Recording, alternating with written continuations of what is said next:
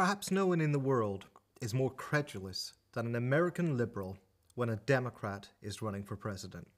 Consider Michelle Goldberg of The Nation, who sincerely asks readers to believe that Democratic forerunner Hillary Clinton's long record of right-wing policies has only been a feint designed to obscure her native progressivism, which will now come to the fore. You wait and see. Clinton, she argues, is running as a progressive feminist. She argues that Clinton's presentation of a progressive agenda is not new. Rather, she's coming full circle, returning to the positions that she has always secretly held. Goldberg approvingly quotes Congresswoman Jan Schakowsky, arguing that Clinton's progressive resume and her progressive roots are very, very strong. She has proven herself to be one of the more liberal senators, consistently to the left of Barack Obama, Joe Biden, and John Kerry. Goldberg notably doesn't mention her opposition to gay marriage, her prevarication on abortion, her support for authoritarian criminal justice laws, or her uncritical backing for Israel, and even amidst most of her warmongering bar on Iraq.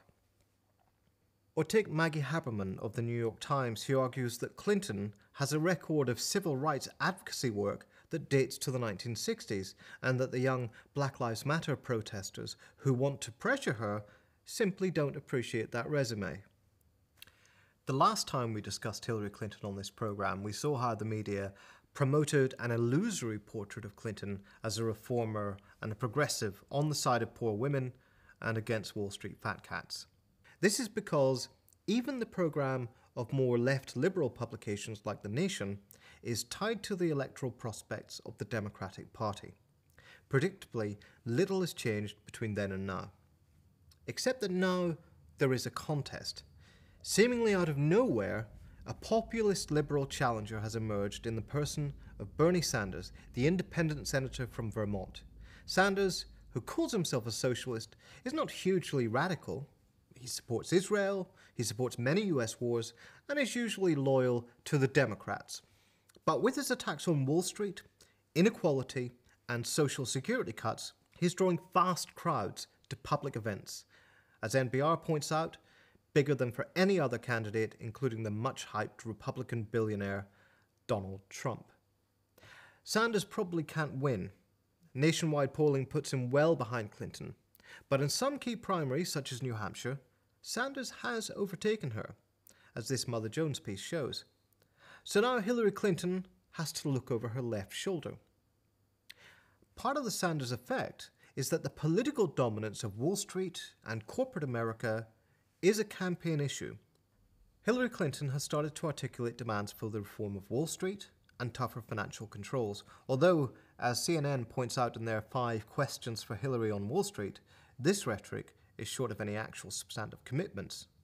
Clinton has offered no stance on breaking up the big banks, restoring Glass-Steagall, the Tobin tax, or any of the big issues concerning Wall Street's power. Could this be because, as USA Today reports, Clinton is Wall Street's candidate? Following the money back to these big donors, the article points out that for all of Clinton's tough-sounding rhetoric, there's not really that much reform there, and certainly it's small potatoes compared to forthright calls by her rivals for the Democratic nomination, such as Bernie Sanders. The Daily Beast reports that the big donors in this campaign are backing 2 candidates, ostensibly opponents, Hillary Clinton and Jeb Bush. Could it be that they have more in common with each other than they do with their own party rivals? The muckraking online magazine, The Intercept, has drawn attention to some of Clinton's Wall Street connections. One of the issues that has come up in this campaign is that there is a revolving door between Wall Street and the White House. And part of that revolving door involves golden parachutes, special payments made to former Wall Street employees by their employers to ensure their loyalty when they take public office. Clinton used this system to her advantage and is now point-blank refusing to state her position on golden parachutes. And now, as the Washington Times reports, this revelation has prompted a range of progressive organizations to lobby Clinton over her Wall Street connections and to urge her to support the legislation opposing golden parachutes. Now, Democratic rivals other than Sanders are coming out to exploit Clinton's vulnerability on Wall Street. The establishment Democratic candidate Martin O'Malley, former governor of Maryland who oversaw the racist policing policies that led to the social explosions in Baltimore, has come out to attack Hillary Clinton on her Wall Street connections. Ironically, Wall Street is sufficiently worried about Clinton's weakness that they are now, reports the Wall Street Journal, funneling money to O'Malley. The Huffington Post reports that now even Senator Joe Biden, whose cozy relationship with the banks is legendary, appears to be hinting that he may run for president on the basis that Clinton's Wall Street links mean she lacks credibility. In the last year, especially since the Ferguson uprising, race and criminal justice have come to the fore. Clinton, though traditionally right-wing on these issues, appears to be tilting gently to the left. Just as the liberalization of social attitudes on gay marriage and abortion have led Clinton to change her tune in order to be electable, so in the era of Black Lives Matter, she appears to be tacking to the left on race. Most of the media has so forgotten that history that Clinton can be portrayed in the New York Times as a long-standing civil rights advocate. The Nation article doesn't even mention Clinton's support for racist law and order legislation. But is Clinton's Damascene conversion for real? The Intercept has thankfully done some real muckraking work on this and has found that Clinton is the beneficiary of large wads of campaign cash from private prison lobbyists.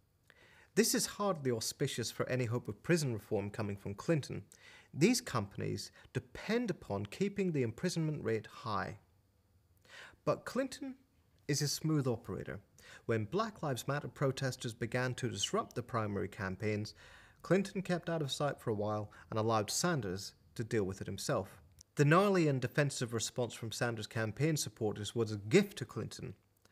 While Sanders has a slightly better record on race than Clinton, although he too backed Bill Clinton's criminal justice laws, he was the one to take the heat. Predictably, the liberal pro-Clinton press exploited this discomfort. Do white liberals have a Bernie Sanders problem? Asked the Washington Post, suggesting that white liberals were too rich to understand the serious anti-racist agenda of Hillary Clinton, notwithstanding the fact that, if anything, Sanders is to the left of Clinton on this issue. At least Clinton's propensity to talk left and act right is beginning to be noticed by some of the liberal press. Mother Jones has reported, for example, on Clinton's dependence on the fossil fuel industry. She describes climate change as the most consequential, urgent, sweeping collection of challenges we face as a nation and a world, but is beholden to the same industries preventing any change. Yet Clinton's most immediate challenge may come from a scandal that seems to be more to do with her integrity than her politics. Clinton had used a private email account and server to send and store official emails while she was in Obama's administration. McClatchy reports that these private emails included material from 5 intelligence agencies, some related to the right-wing's old hobby horse, Benghazi. The FBI is investigating. Jeb Bush claims the former Secretary of State endangered national security in doing so, and CNN quotes Bush linking her to Chelsea Manning and Edward Snowden.